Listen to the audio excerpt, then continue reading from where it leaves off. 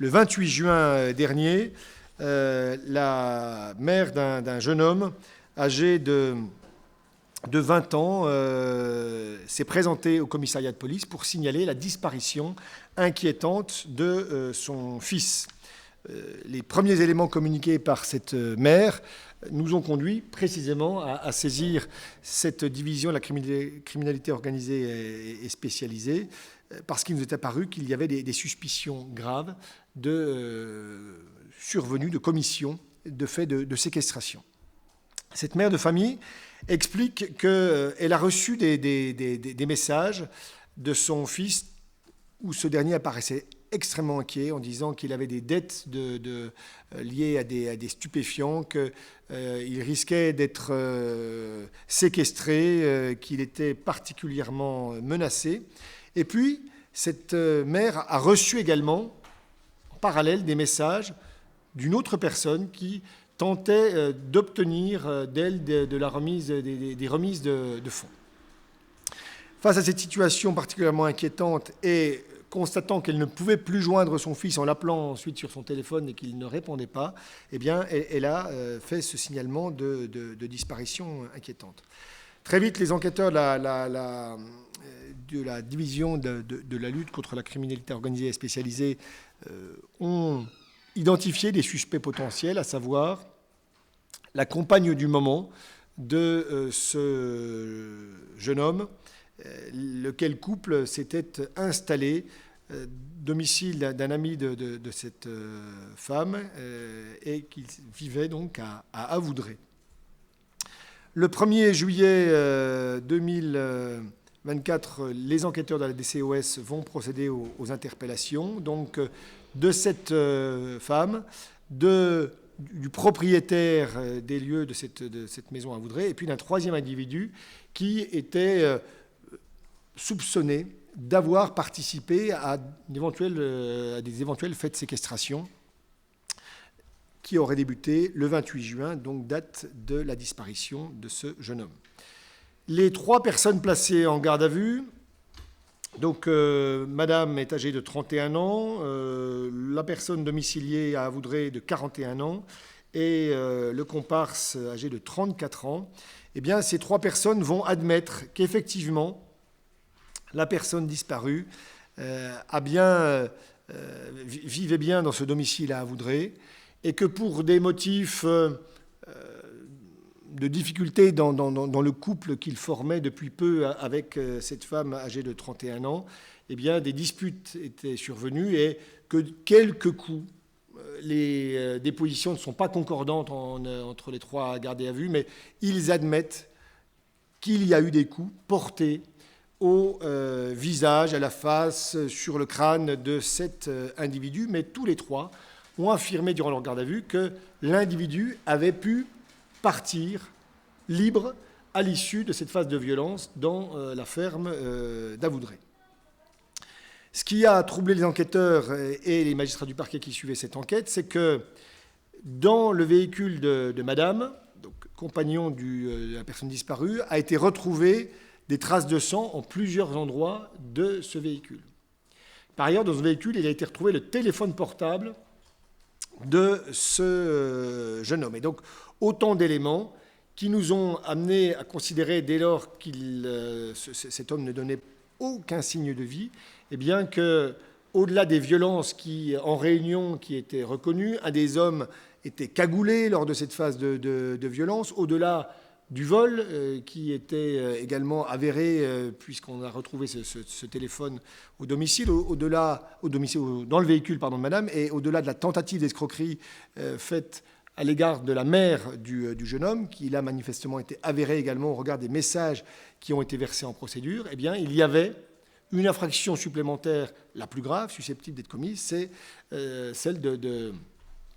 de séquestration en lien avec une tentative d'escroquerie pour obtenir des fonds de la mère de ce jeune homme. Et donc, les investigations vont se poursuivre, et notamment, évidemment,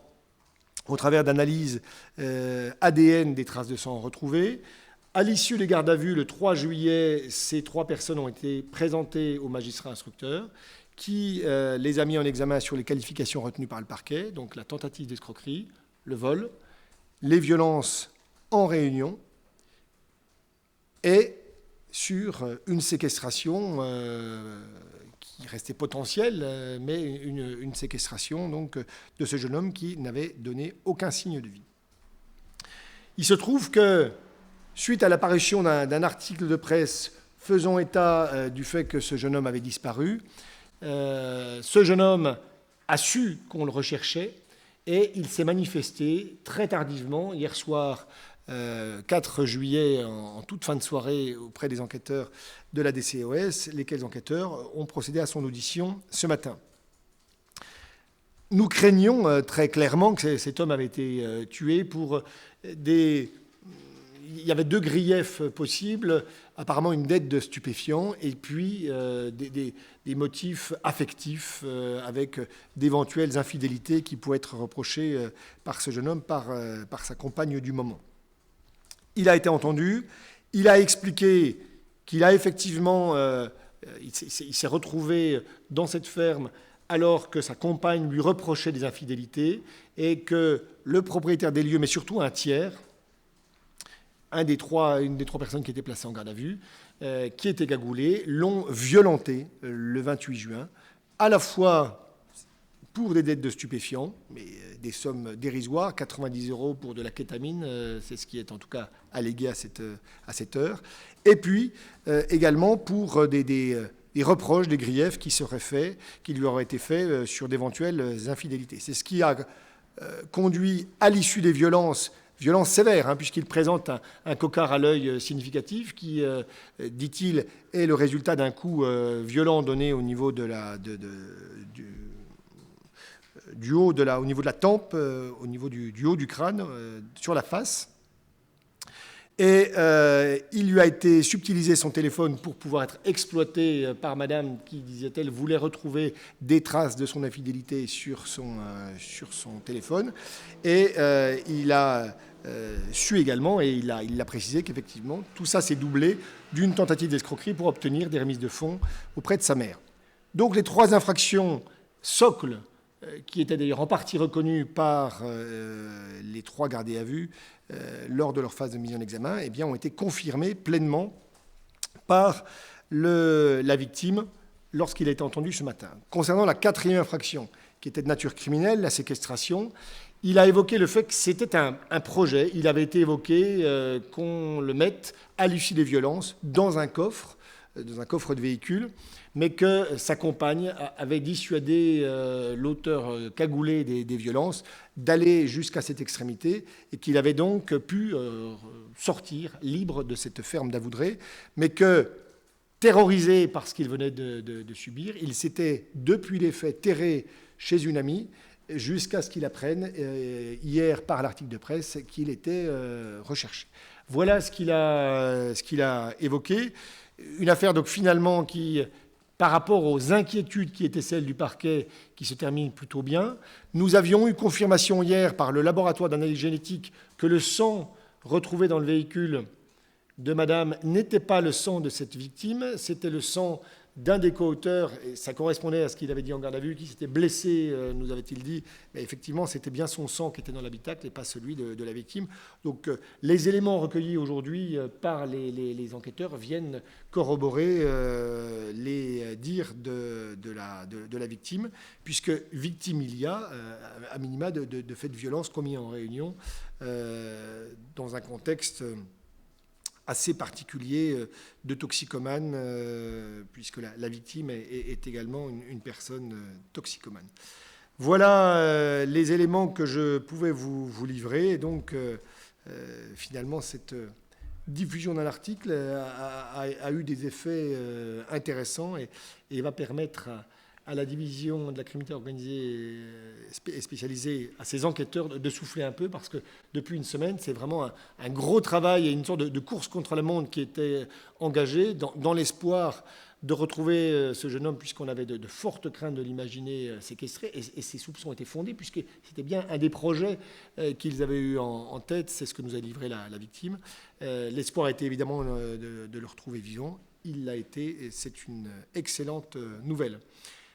Mon commandant, est-ce que vous souhaitez ajouter des choses concernant Rien de cette particulier, enquête? Monsieur le procureur, juste,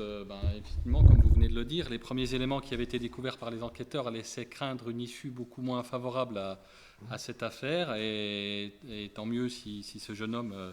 est parmi nous aujourd'hui. En tout cas, ces premiers éléments ont justifié la saisine de la division de la criminalité organisée et spécialisée du service interdépartemental de police judiciaire de Besançon, qui a, comme d'habitude, fait un travail conséquent tout au long de la semaine, notamment en matière de téléphonie, en matière de recherche de traces, pour essayer de comprendre ce qui s'était passé, notamment dans la ferme dont vous avez parlé à Voudrey. Voilà. Pour tout pour moi. Sur la procédure, les 3 personnes déférées mercredi 3 juillet, ont été placées en détention provisoire, dans la mesure où nous avions vraiment le désir d'éviter toute concertation frauduleuse, avec l'hypothèse que la victime était soit encore séquestrée, soit peut-être déjà décédée. Au vu de ces éléments nouveaux,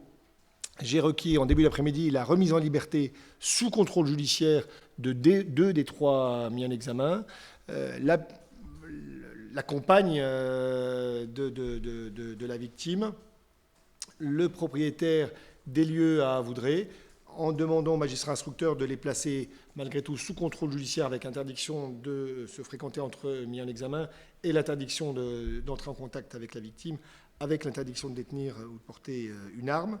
En revanche, concernant le 3e mis en examen, auteur principal des coups, qui présente un casier judiciaire extrêmement chargé, avec plus de 12 condamnations, notamment pour plusieurs condamnations à des violences aggravées, j'ai demandé à ce qu'il soit maintenu en détention provisoire dans l'attente d'une confrontation entre tous les mis en examen, puisque chacun a des versions encore très très différentes. Ils ont beaucoup menti, puisqu'il y a beaucoup de contradictions, donc il faudra des confrontations entre mis en examen et avec la victime. Au regard de la gravité des faits, puisqu'il a envisagé, lui, après les coups, de mettre dans un coffre, donc de séquestrer la victime, et au regard de son casier judiciaire, il m'apparaît, pour prévenir le renouvellement de l'infraction, que son maintien en détention provisoire est justifié. Voilà ce que je pouvais vous dire sur cette première affaire.